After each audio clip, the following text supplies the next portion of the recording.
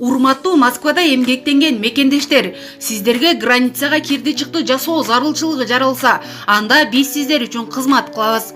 Күн сайын Казакстанга жолго чыгабыз. Барып келүү убактысы 1,5 күн. Сиздерди тейлөө үчүн стажы жогору айдоочулар 7 орундуу ыңгайлуу Альфард унаалар даяр. Унада Wi-Fi сыналгы бар. Кол телефондорду кубаттоо үчүн шарттар каралган. Мындан сырткары жолго чыгаар алдында кара тизмеде бар жок экениңизди акысыз текшерип беребиз. Анан да границада жаралган көйгөйлөргө жардам колун сунабыз. Шашылып калыңыз. Байланыш үчүн телефондорубуз 8 968 402 42 72. Биздин дарек метро Проспект Мира. Президент Садыр Жапаров АКШнын Кыргызстандагы жаңы элчиси Лесли Вигерини кабыл алды. Кыргыз Республикасынын президенти Садыр Жапаров Америка Кошмо Штаттарынын Кыргызстандагы жаңы атайын жана ыйгарым укуктуу элчиси Лесли Вигерини кабыл алды. Мамлекет башчысы элчинин ишеним грамотасын кабыл алып, Кыргызстандагы дипломатиялык миссиясынын башталышы менен куттуктап, мындан аркы жемиштүү ишмердигине ийгиликтерди каалады. Эки тараптуу кызматташтыктын актуалдуу багыттары боюнча пикир алмашуу болду. Садыр Жапаров Кыргызстандын АКШ менен өз ара пайдалуу негизде өз ара аракеттенүүгө даярдыгын белгилеп, Лесли Вигеринин бай дипломатиялык тажрыйбасы эки өлкөнүн ортосундагы эки тараптуу мамилелерди чыңдоого жардам берерине ишеним билдирди. Өз кезегинде элчи Лесли Вигери эки мамлекеттин ортосундагы достук мамилелерди белгилеп, ар түрдүү тармактарда өнөктөштүктү мындан ары да чыңдоого жана кеңейтүүгө кызыктар экенин билдирди. Тараптар көп кырдуу жана өз ара пайдалуу кызматташтыкты өнүктүрүүгө даяр экендиктерин белгилешти. Булак президент кечи.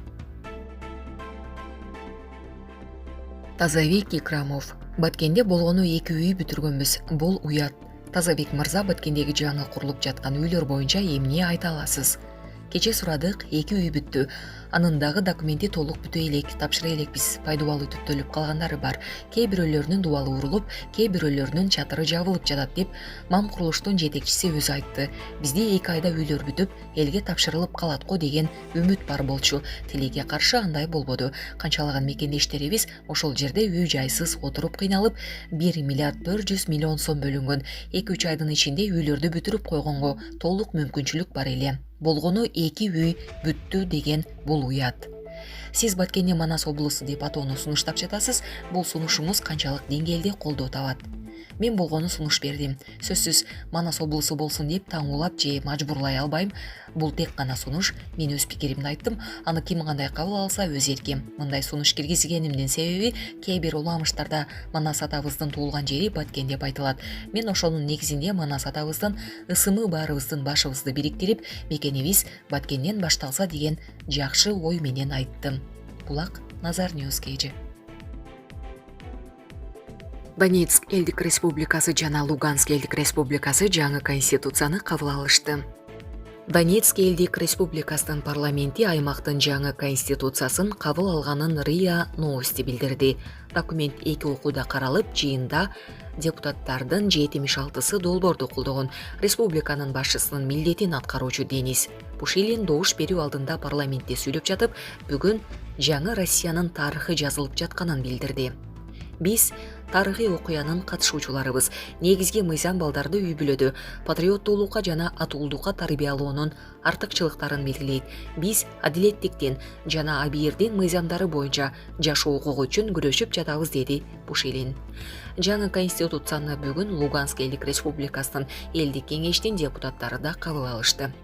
Луганск жана Донецк элдик республикаларынын Херсон жана Запорожье облустарынын Россияга кошулуусу боюнча референдум сентябрда өткөн. Калктын басымдуу бөлүгү демилгени колдогон. 30 сентябрда Кремлде Россия Федерациясына жаңы аймактарды кабыл алуу боюнча келишимдерге кол коюу аземи болгон. Булак Спутник кежи. Путин жаңы мыйзамга кол койду. Орусиянын президенти Владимир Путин кылмыш жаза кодексине Орусия Федерациясында диверсиялык коомчулукту түзүү, диверсияны уюштуруу жана каржылоо үчүн өмүр бою эркинен ажыратуу караган беренелер менен өзгөртүү киргизүү тууралуу жарлыкка кол койду. Жарлык укуктук маалыматтын расмий интернет порталында жарыяланды. Диверсиялык ишмердүүлүккө көмөктөшүү беренеси менен 10 жылдан 20 жылга чейинки мөөнөткө эркинен ажыратуу же өмүр бою эркинен ажыратуу түрүндөгү жаза каралган. Диверсиялык иш-аракеттерди жүргүзүү үчүн даярдоо жана диверсиялык жамаат уюштуруу үчүн жаза 15 жылдан 20 жылга чейинки мөөнөткө же өмүр бою эркинен ажыратууну карайт.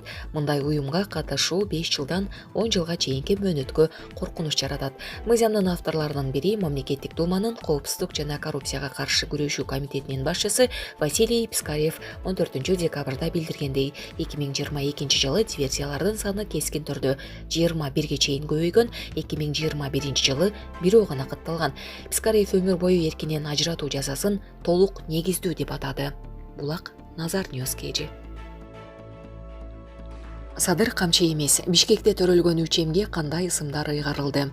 Бишкекте 2022 жылдын 20 декабрында Аскар Исаковдун үй бүлөсүндө 3М төрөлгөн. Бишкек мэриясынын басма сөз кызматынан билдиришкендей, балдарга Нурбакыт, Нурмухаммед жана Нурсултан аттуу ысымдар ыйгарылды. Эненин жана балдардын ден соолугу канааттандырарлык абалда. Жогорку кеңештин депутаты Нуржигит Кадырбеков, саламаттык сактоо министри Гүлнара Батырова жана Ленин районунун башчысы Русланбек Тагаев жаңы төрөлгөн ымыркайларды көрүп, төрөт үйүнөн чыгарышты. Исаковдун үй бүлөсүнө ден соолук, бакыт алай, ал эми балдарына бактылуу балалык каалап, белектерди тапшырышты. Булак Назар Ньюс KG.